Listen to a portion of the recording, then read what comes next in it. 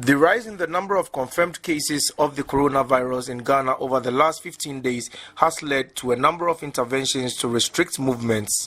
Since midnight of Sunday, March 22, 2020, there has been a ban on all entry into the country from all borders, that is air, sea and land.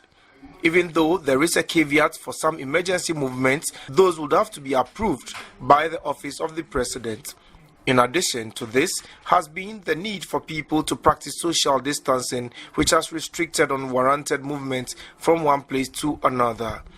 As a result, various businesses have been hardly hit by these developments, ranging from aviation, tourism and hospitality, transport, construction, general merchandise. Businesses say they are anticipating a reversal of the situation within the shortest possible time.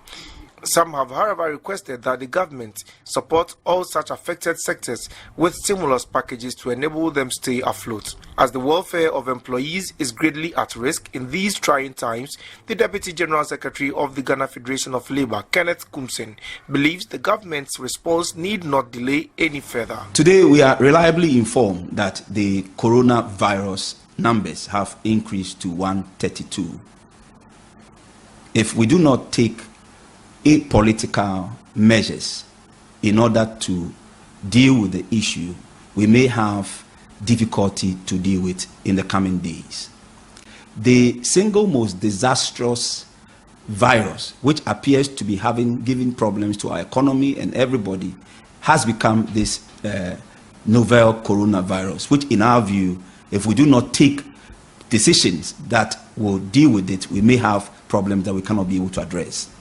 For this reason, we are saying that government should offer the opportunity to all stakeholders to be able to think through scenarios, options to deal with this virus.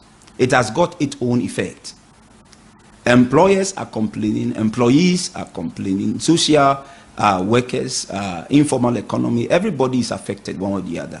The GFL is of the view that government should put in place measures, stimulus package, to be able to support the companies, especially the ailing ones. The reason being that we've had calls from several companies who are threatening to shut down, lay off. Some of them have even decided to ask the workers to go home without pay.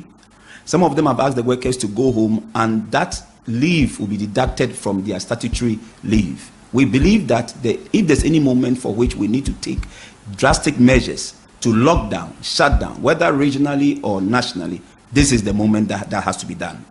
In our view, we think that it's important to lock down, to deal with the disease, whereas we look for measures to address the economic issues as well.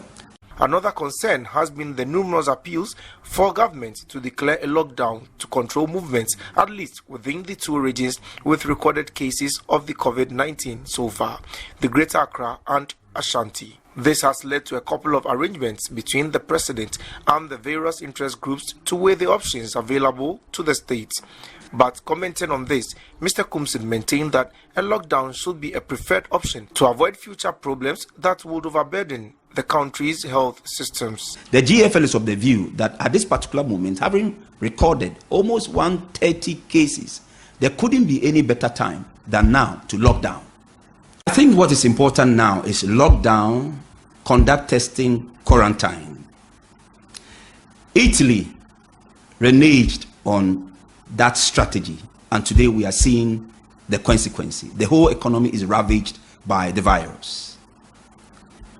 England were also taking their time, and we recognize what has happened in that country. France had to have their fair share as well.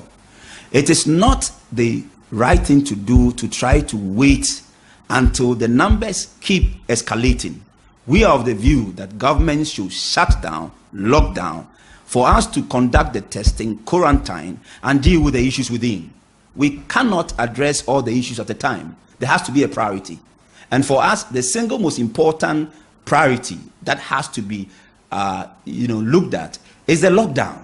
As at the morning of Friday, March 27, 2020, Ghana has recorded a total of 136 confirmed cases with 3 deaths and 1 recovery. For Citi Business News, my name is Elvis Washington reporting from Tema.